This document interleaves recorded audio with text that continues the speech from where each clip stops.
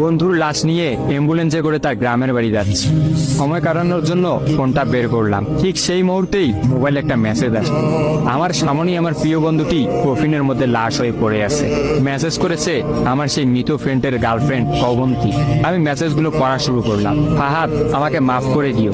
আমি যেই বাবার চোখের দিকে তাকিয়ে কখনো কথা বলতে পারিনি, সেই বাবা যখন অসহায়ের মতো আমার সামনে দুই হাত জোরে কান্না শুরু করতে লাগলো, তখন সেই বাবার ভালোবাসার কাছে আমাদের ভালোবাসা হার মেনে গেল। তাই আজ 11 দিন ধরে আমি অন্য মানুষের স্ত্রী। তোমাকে কথা দিয়েছিলাম জীবনের শেষ সময় পর্যন্ত তোমার সঙ্গে থাকবো। আমার সব সময় ভয় হতো যে তুমি আমাকে কষ্ট দেবে, হয়তো আমাকে ছেড়ে অন্য কাউকে বিয়ে করবে। অথচ দেখো, আমি তোমাকে কষ্ট দিলাম, আমি তোমাকে রেখে অন্য পুরুষকে বিয়ে করে ফেললাম। জীবনটা বড়ই অদ্ভুত, তাই না? তোমার কি মনে আছে আমি তোমাকে কাঁদতে কাঁদতে বলতাম আমাকে কখনো ছেড়ে যাবে না? তো তুমি হাসতে হাসতে উত্তর দিতে, আমি তোমাকে কখনো ছেড়ে যাব না, তুমি আমাকে ছেড়ে গেলে যেতে পারো। তখন আমি অনেক রাগ করতাম, কারণ আমি তো তোমাকে পাগলের মতো ভালোবাসতাম।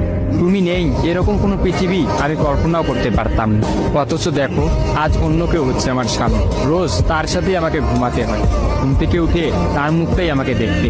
মানুষের জীবন এমন কেন যে যাকে চায় যদি তাকে পায়?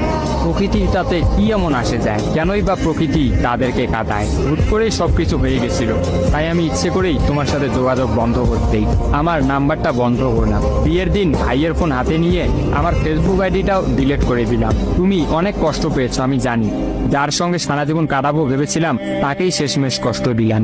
আমার পরিবারের সবাই খুশি, আমার স্বামীটা অনেক ভালো, এখন পর্যন্ত যা ব্যবহার করেছে আমার ভালোই লেগেছে। তবে ভবিষ্যতে কি হবে জানি না। তোমার কি আমার সেই প্রথম দেখা হওয়ার কথা মনে আছে?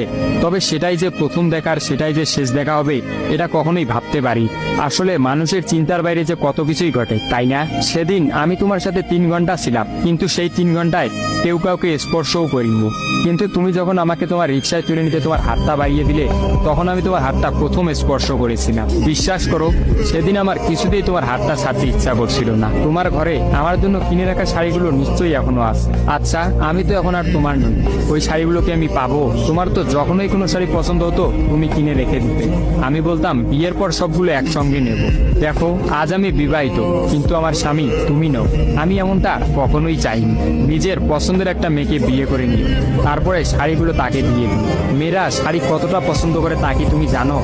যদি না জেনে থাকো তাহলে বিয়ের পর তোমার বউকে দিয়ে উপলব্ধি করে নিও। তোমার সাথে আমার অনলাইনে পরিচয়, তাই চিন্তা করেছি কোনোদিনও বেঁচে থাকতে আর অনলাইনে যাব না। আমার নাম্বারটাও বন্ধ করে দিয়েছি। আজকের পর থেকে আমাদের আর কোনোদিন কথা হবে না। তোমার কাছে একটা অনুরোধ, যদি চলার পথে আমাদের কোনোদিন দেখা হয়ে যায় তাহলে প্লিজ তুমি অচেনা হয়ে চলে যেও।